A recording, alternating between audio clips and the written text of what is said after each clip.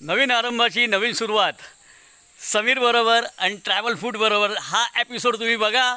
तुम्हाला आवडेल. कोकण काय आहे आणि कोकणाचं महत्त्व काय आहे हे तुम्हाला कळण्यासाठी तुम्हाला कोकणामध्ये यायला लागेल. आणि समीर इन्व्हाइट करतो आहे कोकणामध्ये. मी पण कोकणातला आहे, पण मी सर्व ठिकाणचा आहे. मी घाटावरती पण जातो, पुण्यामध्ये जातो, मग हे सगळंच माझं आहे. पण कोकण माझा काय सर्वांचाच आहे. तर तुम्ही या आणि कोकणामध्ये दर्शन घ्या. पावसामधला काय सीन आहे ते बघा. धबधबा आहे, सगळं काही आहे आणि ग्रीनरी आणि लोकांना काय पडली नाही आहे. काम करायचं, आराम करायचा आणि खूप खूप चांगलं चांगलं खायचं. हा कोकणातला महत्त्व आहे. तर ते तुम्ही या एपिसोड बघा, लाईक शेअर आणि कमेंट करा. चला तर मग हा प्रोमोची सुरुवात आहे. थँक्यू.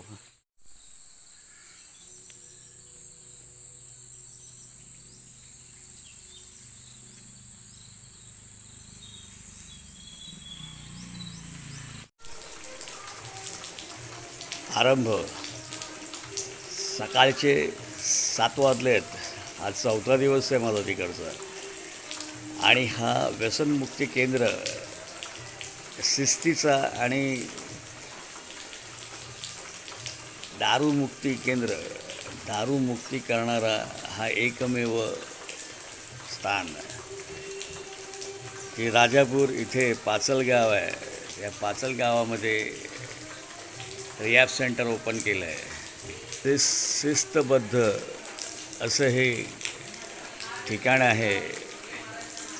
सकाळी 5 वाजल्यापासून संध्याकाळपर्यंतचं एक नियमक्रम असा हा आरंभ रिहॅब सेंटर.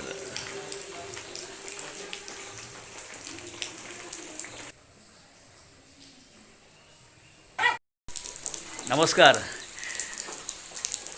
तरुण वयामध्ये एवढं मोठं काम अशक्य, पण nothing is impossible, everything is possible असं एक व्यक्तिमत्व हे ह्यांच्या इकडे आलेलो आहे मी. हे योगेश गवस आमचे मित्रसुद्धा आहेत. पण 6 वर्षापासून यायचं म्हणत होतो. पण मुहूर्त मिळालं, बघितलं तर अरे चमत्कारच. म्हणजे हे एवढं कसं काय होऊ शकतं आणि एवढं परिवर्तन. Wow, appreciate. तर त्यांना आपण भेटतो आहे. मिस्टर गवस आहेत, ते योगेश गवसजी आहेत. आणि तुम्हाला सांगितलं खूप तरुण आहेत. तुम्ही बोला अरे हे असं, मला असंच आणि होऊ शकतं. का नाही होऊ शकत? हे सगळं होऊ शकतं, पण तुम्ही ॲक्सेप्ट करणं हे जरुरीच आहे ना. चला तर मग योगेश गवसांबरोबर बोलूया. आणि 4 दिवसांत ते भेटलेले आहेत. एवढे बिझी असतात, त्यांचं एवढं शेड्यूल टाईट आहे, पण थोडा टाईम काढला आहे. त्यांनीच बोलवलेलं, मी पण बोललो नाही मला तुमच्याकडे यायचं आहे. पण ते 4 दिवसांतर बोलले की समीर, आणि सकाळचे 8 वाजता त्यांनी एक टाईम दिलेला आहे. आणि चला तर मग इंटरव्ह्यू. नमस्कार. एवढा तरुण वयामध्ये एवढं कसं ते तुम्ही काय गुरुमंत्र काय, आणि तुम्हाला हा काय म्हणून, कसं म्हणून तुम्ही हा व्यवसायात पडलात? आणि 1 नाही, 2 नाही, 3 नाही, 4 आणि लागोपाठ, आणि 3-4 वर्षामध्ये.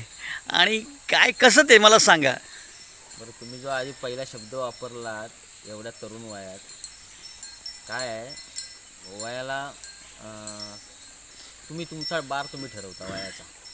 मी तसा बार ठरवत नाही माझ्या बाबतीत. मी 60 वर्षाचा होईन तेव्हासुद्धा तरुणच असेल. जसा मी 18 वर्षाचा होतो तसा तरुण होतो, तसा आत्ताही तरुण आहे. कारण मी जोशात काम करतो नेहमी. काय होतं, मी दिवसातले जास्तीत जास्त वेळ कामात घालवतो. म्हणजे उलटे कुठले दुनियादारीचे विचार करण्यापेक्षा ज्या गोष्टी आपल्या विचारात आहेत त्या कार्यान्वित करायच्या. भले काय व्हायचं तेव्हा. आणि मॅडम मॅनपॉवर खूप आहे, त्यामुळं मला फक्त आयडिया व्यवस्थित लोकांकडनं करून घ्यायला लागते की बाबा ही आयडिया, ह्यावर तुम्ही काम करा आणि सांगा मला काय होतं. मी फक्त आयडियाच देत राहतो. आणि त्यातल्या 10तल्या 1-2 आयडिया सक्सेसफुल होतात. तशाच ह्या तुम्हाला ज्या आयडिया दिसतात आता 4-5, ह्या सगळ्या 100 आयडियांमधनं आलेल्या आयडिया आहेत, कळलं का? क्या बात आहे. हां, तर मग तुझा आणि माझा परिचय तर खूप जुना आहे, 20 वर्षाचा. म्हणजे तुमच्यामुळंच तर आम्ही ह्याच्यात आलेलो आहे. तुम्ही जर मोठे प्रोड्युसर झाला असतात, आम्हाला पिक्चरची कामं सारखी लिहायला दिलं असतात, तर आम्ही कदाचित तिकडे आलो नसतो. पण ईश्वराचं काहीतरी वेगळं गणित होतं की कुठल्या लोकांसाठी काम करायला पाहिजे या संदर्भात मला ईश्वरानं काहीतरी माझ्या बाबतीत योजना आखलेली होती असावी. त्यामुळे मी त्या योजनेनुसार काम करतो असं मी स्वतःला समजतो, बाकी काही नाही. बरं, आज लॉकडाऊनच्या नंतर जवळजवळ लॉकडाऊनला मी कोकणात आलो. अच्छा. लॉकडाऊनला हां, त्याच्या आधी मी व्यसनमुक्ती संदर्भात बरीच वर्ष काम करत होतो. मग वेगळ्या वेगळ्या कमिटीमध्ये पण होतो मी गव्हर्नमेंटच्या, किंवा मी वेगवेगळ्या रिहॅबला जाऊन लेक्चर देत होतो. पण जेव्हा मी लॉकडाऊनला आलो आणि बघितली परिस्थिती खूप बेकार आहे, लोक दारूपाटी किती अस्वस्थ होऊन जातात, उद्ध्वस्त झाले. तर त्यांच्यानंतर मग मला विचार आला की आपण ह्याच्यासाठी काहीतरी करायला पाहिजे. पण कोकणात व्यसनमुक्ती चालू करणं, आणि ते सुद्धा प्रायव्हेट, जेणेकरून त्याचे तेवढे पैसे पेशंटची घरची माणसं भरतील किंवा, तर ते शक्यच नाही. मुळात कसं आहे, व्यसनाविषयी जी जनजागरूकता असायला हवी ती कोकणात नाही, भारतातच नाही आहे मुळात, कळलं का? म्हणजे 1934 साली WHO व्यसनाधीनतेला एक मानसिक आजार म्हटलं आहे. पण असं मी म्हटलं नाही, कोण बेवडा दारू भरपूर पितोय म्हणजे तो आजारी आहे, असं जर मी कोणाला म्हटलं तर माझी मंकच करते, कळलं का? म्हणजे ह्याला नोबेल पारितोषिक द्यायला पाहिजे असं म्हणते. कारण हे काय मी असं म्हणतील असं नाही म्हटलं, लोक म्हणतात असं, बोललेत, मला सुद्धा बोलले, कळलं का? मी जेव्हा असं काही स्टेटमेंट करतो तेव्हा लोकांचे त्याच्यावर भले मोठे हे असतात, डायलॉग असतात चालू त्याच्यावर. पण मी याच्याकडे दुर्लक्ष करतो.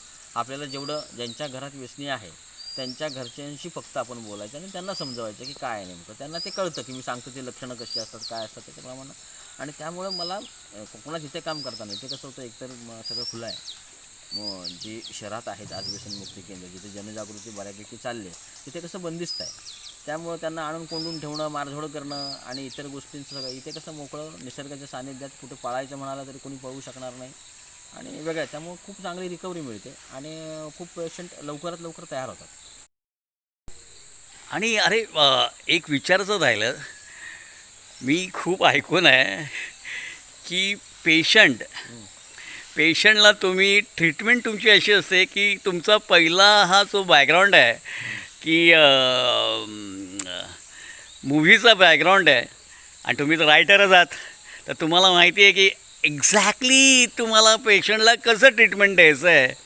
तर रायटिंगचा तुमचा अनुभव तो त्याच्यामध्ये तुम्ही करता, मिक्स करतात आणि कसं कसं ते तो एक्सपिरियन्स तुम्हाला हा काउंट करायला पाहिजेच, बरोबर आहे की नाही? हां, तुम्ही ज्या काही गोष्टी सांगताय त्या अगदी बरोबर आहे. कारण कसं आहे, माणसं वाचणं तेवढं सोपं नाही, कळलं का? म्हणजे या जगात कोणी वाईट नसतं आणि कोणी चांगलंही नसतं.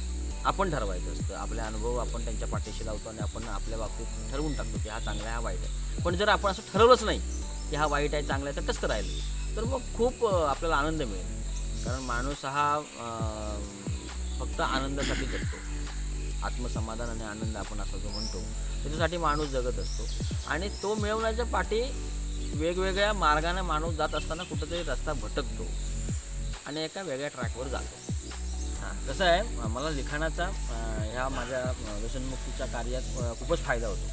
कारण कसं होतं, मी बरीच पुस्तकं वाचली आहेत, बऱ्याच लोकांचा अनुभव घेतला आहे. त्यामुळं मला ते खूप बरं पडतं माणसं वाचायला. आता ही माणसं मी कुठली वाचतो, तर हे माझ्याकडे येणारा पेशंट, त्या पेशंटची फॅमिली, त्याचे मित्र परिवार, ह्या सगळ्यांशी मी बोलत असताना, कारण मी फक्त माझा पेशंट माझ्याकडे आला म्हणून मी त्याच्याशीच बोलत नाही. मला त्याला व्यसनातनं बाहेर काढण्यासाठी, जसं कसं आहे, व्यसन लागायला जशी कारणं अनेक आहेत, तशी त्यातून बाहेर येण्यासाठी पण कारणं अनेक आहेत. मग त्या कारणांचा अभ्यास करताना ती कारणं कुठनं मिळणार मला, तर ते त्याच्या आजूबाजूच्या चौकटीतनं मिळतात. आता सगळ्यांच्या गावात जाऊन बसणं, त्याची माहिती काढणं एवढा मला वेळ नसतो, किंवा एवढी ते घरचीसुद्धा तेवढी माहिती देत नाहीत. त्यामुळं त्यांच्या बोलण्यातनं, त्यांच्या वागण्यातनं, आता ते माझ्याकडे जितके दिवस आहेत त्यांच्या त्या सगळ्या ह्याच्यातून ते मला कॅच करायला लागतं की याचा नेमका काय प्रॉब्लेम झाला असेल, आणि मग त्याच्यावर त्यांच्याशी बोलून आणि त्यांना त्याच्यातनं बाहेर काढण्यासाठी मदत करणं, ह्याच्यासाठी मला माझं लिखाण खूप मदत करतं. क्या बात आहे. हे तर मी ऐकलं आहे, पण आता तुमच्या तोंडातनं मी ऐकलं, खूप बरं वाटलं मला. आणि गोशाळेचं, बकरी पालन आणि इतर उद्योग तर आहेतच तुमचे. काय म्हणजे तुमचं पहिल्यापासूनच झाडा आणि प्राण्यांच्या बाबतीमध्ये खूप प्रेम आहे. आणि लळा आहे. हो हो. तर कसं काय पहिलं गोशाळेपासून चालू करू आपण, कारण गोशाळा म्हणजे गाय आणि गोमाता आहे ती. चला तर तसं कसं झालं तुम्हाला सांगतो मी. मला प्राण्यांची पहिल्यापासून खूप आवड. म्हणजे मी एवढे प्राणी पाळलेत आणि मला खूप आवडतं. आजारी प्राणी आणा, त्यांना इथे बरं करा आणि त्यांना पाठवून द्या. लॉकडाऊनमध्ये मी काय केलं, लॉकडाऊनमध्ये मी एक वेटरनरीचा कोर्स केला. अच्छा. हां, त्यात मला ना म्हणजे टाईमपास काय नव्हतं, ऑनलाईन होतं. म्हटलं ऑनलाईन जेवढं काय असेल तेवढं करूया. मग मी त्याच्यात सायकोलॉजीचा केला, नॅचरोपॅथीचा कोर्स केला, त्यात मी वेटरनरी पण केलं. म्हटलं वेटरनरी करूया. मग कळल्यावर मला म्हटलं अरे वा, हे भारी आहे, पण आपण प्राण्यांना वाचवूया. म्हणून मग जे काही जंगलात प्राणी दिसतील, कुठे रस्त्यावर प्राणी दिसतील, त्यांना आणायचं, त्यांना ट्रीट करायचं, त्यांना बरं करायचं आणि परत नेऊन सोडून द्यायचं. आत्ताच मी एक 8 दिवसापूर्वी एक कोल्हा नेऊन सोडला जंगलात, की त्याला चांगला करून रेस्क्यू करून त्याचं व्यवस्थित. तर मला खूप असं आवडतं. मग आता ही आवड आहे, ह्याचं धंद्यात रूपांतर करावं. म्हणजे काय होतं, माझा 100% तिथे लक्ष राहतो किंवा असं होतं. असं माझी स्वतःची वैयक्तिक धारणा आहे, म्हणून मी ह्या गोष्टीत पडलो. आणि माझ्याकडे काय होतं, जे काही पेशंट येतात ते त्यांनी घरच्यांना एवढा त्रास दिलेला असतो, घरच्यांना आपण कितीही समजवलं तरी ते घेऊन जायला तयार होते. ते म्हणतात आमच्याकडे आला की हा परत असंच करणार, त्याच्यामुळे तुम्ही त्याचं इथेच पुनर्वसन करा.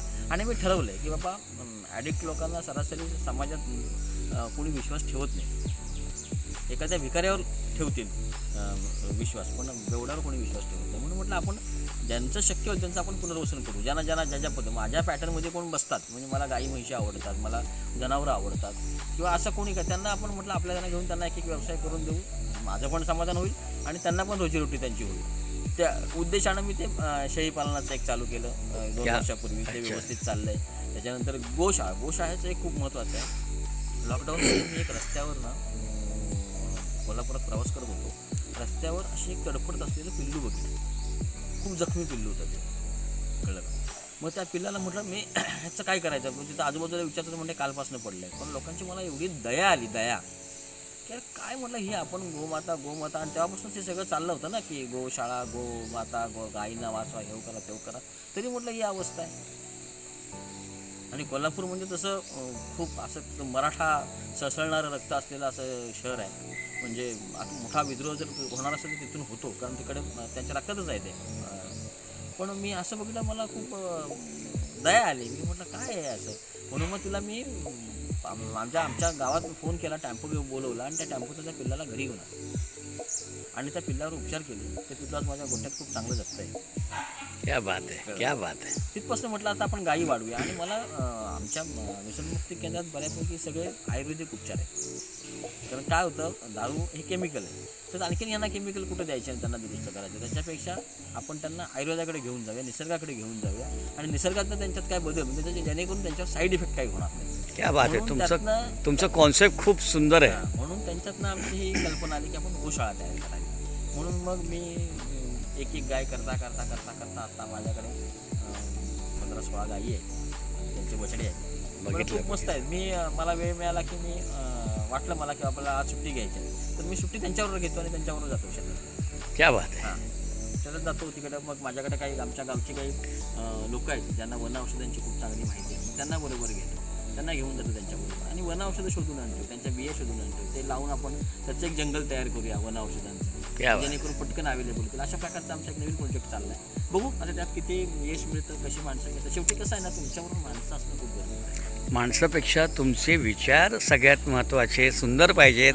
त्या माणसांना काय माहिती आहे, तुमचे विचार सुंदर असतील तर माणसं त्यांना पाहिजेच असतो.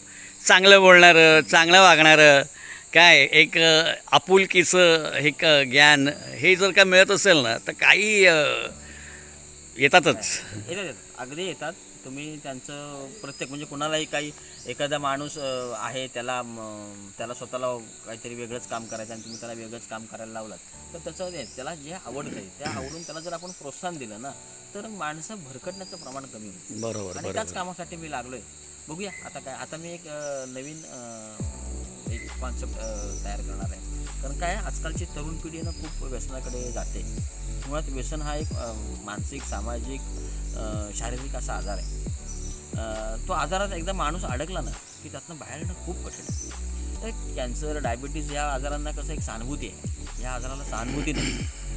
त्यामुळं ह्या आजारात अडकलेल्या माणसाला किंवा त्याच्या फॅमिलीलाच फक्त हे सगळं भोगायला लागतं आणि यातनं बाहेर यावं लागतं. त्यामुळं याचा बेस कुठे होतो तयार तर म्हणजे व्यसन हा आजार कसला आहे ते DD आहे, म्हणजे डोपामाइन डिसीज आहे, फील गुड हार्मोनशी कनेक्टेड असलेला हा आजार आहे. तर त्यामुळं हे जेव्हा त्यांचं वय असतं, हे वय कुठं खूप तरुण वय असतं, कोवळं वय असतं हात जाण्याचं, त्या वयात जर हे व्यसनाधीनतेकडे जात असतील तर त्यांना अडवण्यासाठी म्हणून मी त्या वयोगटातल्या म्हणजे 14 ते 18, 15, 16 वयोगटातल्या लोकांना इकडे आणणं माझ्या गावात, माझ्या ह्या सगळ्या प्रोजेक्टमध्ये आणणं, त्यांना वर्षातनं 1-8 दिवस, आणि त्यांना त्यांच्या डोक्यात पिल्लू टाकून ठेवणं की बाबा हा असा आजार आहे, ह्या आजाराला आपण बळी पडू शकतो, त्यामुळे ह्या आजारापासून आपण सावध राहिलं पाहिजे आणि निसर्गाशी कनेक्ट राहिलं पाहिजे. तर आपण आपला आत्मसमाधान हे जे वाक्य आहे की मग प्रत्येक माणूस हा आत्मसमाधानासाठी जगतो, तर तो हे आत्मसमाधान याच्यातून मिळवू शकेल. त्याला जे हवं आहे आत्मसमाधान, प्रत्येकाचं आत्मसमाधान मिळवण्याचा मार्ग त्याचं अतिउद्दिष्ट वेगळं असू शकतं, पण मिळू शकतो त्यानं ठरवलं तर, आणि जगणं खूप सोपं होऊन जाईल. ह्याच्यामध्ये आणखीन एक तुम्हाला विचारतो आहे, बोला ना. पटकन मनात आलं म्हणून विचारूया बोललो. ह्याच्यामुळे तुम्ही टुरिस्ट जे येतात काय, जर का त्यांना हे मार्गदर्शन पण मिळालं काय, एक मार्गदर्शन मिळालं तर ते पण दुसरीकडे जातील, तर नाही अरे कोणी व्यसनी असेल तर तेही बोलू शकतील की अरे नाही तुम्ही गवसांकडे जा, योगेश गवस साहेब आहेत त्यांच्याकडे जा, त्यांच्या आरंभ रियाज सेंटरला एकदा भेट द्या, तुम्ही गोशाळेला. गावचं महत्त्व काय आहे, गावामध्ये तुम्ही आता लोक कमी यायला लागलेत, कारण काम एवढं मुंबईत वाढलं आहे की लोकांना सकाळी जा आणि रात्री या, जेवा आणि झोपा, म्हणजे मुलांकडे सुद्धा लक्ष नाही देता येत. तेव्हा हा प्रचंड मोठा असा गॅप आहे जो पहिला नव्हता, पण आता एवढा कॉर्पोरेट सेक्टर आल्यापासून आहे ना तो गॅप वाढत चालला आहे, आणि त्यामुळे मुलं कशी भरसडत चाललेली आहेत. तर हा म्हणजे जेवढं टूर्सवाले येतात बाबा हां नाही आपण इकडे एक व्हिजिट देऊया, जेणेकरून तुम्ही त्यांना छोटं समजावलं, ज्ञान दिलं काय, हे मी माझ्या तोंडातनं बोलतोय. तुम्हाला पटत असेल तर तुम्ही करा, कारण तुमचं एवढं तामझाम आहे त्याच्यातनं आणखीन एक वेगळं. अगदी उलट माझं म्हणणं तेच आहे की माझ्याकडे जे लोक आहेत मी त्यांना सांगतो की तुम्ही तुमच्या गावात असे जाऊन काही कार्यक्रम राबवा, किंवा ज्यांना गरज आहे त्यांनी पाठवतात नाहीशातला भाग नाही, मला खूप मदत करतात. जी माझ्याकडे लोक आहेत ते आमचा परिवार आहे, कळलं का? त्यामुळे आम्ही आमच्या परिवारात येणार. आता तुम्ही सुद्धा आमच्या परिवाराशी कनेक्टेड आहात, बरोबर, कळलं का? म्हणजे प्रत्येक जण जो आमच्याकडे येतो तो आमच्या परिवारातला एक मेंबर होऊन जातो. त्यांना आम्हाला कोणत्याही पद्धतीनं सहकार्य करावं, किंवा त्याला लागलेलं सहकार्य आम्ही कोणत्याही पद्धतीनं त्याला करावं, हा आमचा एक अलिखित नियम होऊन जातो, आणि तो आम्ही फॉलो करतो, आजपर्यंत केला, आणि याच्या पुढेही आमचं चालत राहणार. आता टुरिस्ट लोकांचं म्हणाल तर जरा बघूया, विचार करू. होणार तो. कारण काय माहिती आहे काय, जेव्हा मी बोलतो आहे ना त्याच्यामध्ये एक काहीतरी तथ्य असतं, कारण हे तुमचं एवढं तामझाम बघितलं, एवढं सुंदर एक तुमचं स्पीच आहे, आणि लोकांना तुम्ही कन्व्हिन्स करता, हा सगळ्यात मोठा प्लस पॉईंट तुमच्यामध्ये आहे. लिखाण जे खूप सुंदर. आणि चित्रपटसृष्टीत जे 20 वर्ष काम केलं त्याचा हा फायदा आहे. मग चित्रपटसृष्टीने आम्हाला काय दिलं तर एक माणूस घडवला, बस. ते जे आपण मला नाही माहिती, पण कसं माहिती आहे काय, चित्रीकरण म्हणजे तुमचे रिअल जे होतं तेच चित्रीकरणामध्ये घेतलं जातं आणि ते लोकांपर्यंत पोहोचवलं जातं. चला तर मग खूप बरं वाटलं तुम्हाला भेटलो, आणि थँक्स 4 दिवसानंतर तुम्ही एक टाईम दिलेला आहे, निघायच्या टायमाला तुम्ही एक अमूल्य वेळ दिलात, त्याच्यासाठी ट्रॅव्हल फूड हे चॅनल तुमचे आभार मानतं आहे. चला तर मग धन्यवाद. परत येत राहा. पक्का डेफिनेटली. खूप सुंदर, खूप हे आहेत, आणि बोलायला काय बोलू मी, माझ्या पिक्चरचे रायटरसुद्धा आहेत. ते आता रिलीज होणारा जो पिक्चर आहे फिरास्ता, त्याचे रायटर आहेत ते. हा सुंदरसा एपिसोड तुम्हाला कसा वाटला तुम्ही कमेंटमध्ये मला सांगा, की काय आणखीन बदल करता येईल आणि कुठे कुठे समीर तू जाशील. तर आता दुसऱ्या पर्वाला निघतोय मी. चला तर मग आपण ब्रेक घेऊया, ब्रेकनंतर परत भेटतोय.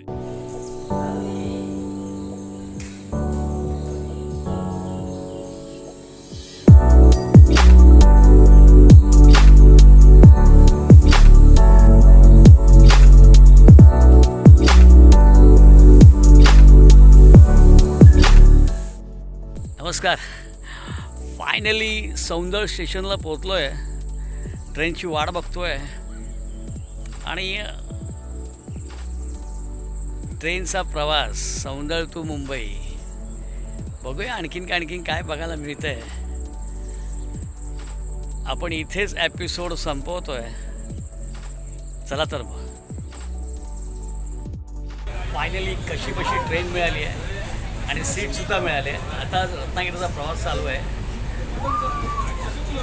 बहुतेक रत्नागिरीनंतर प्लॅन काहीतरी वेगळाच आहे. तर आपण बघूया तो काय प्लॅन आहे. चला तर मग सुरुवात करूया ट्रॅव्हलिंगला.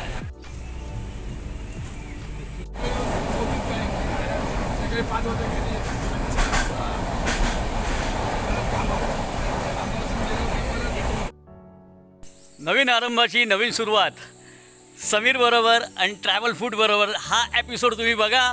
तुम्हाला आवडेल. कोकण काय आहे आणि कोकणाचं महत्त्व काय आहे हे तुम्हाला कळण्यासाठी तुम्हाला कोकणामध्ये यायला लागेल.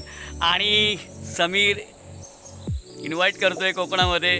मी पण कोकणातला आहे, पण मी सर्व ठिकाणचं आहे. मी घाटावरती पण जातो, पुण्यामध्ये जातो. मी हे सगळंच माझं आहे. पण कोकण माझा काय सर्वांचाच आहे. तर तुम्ही या आणि कोकणामध्ये दर्शन घ्या.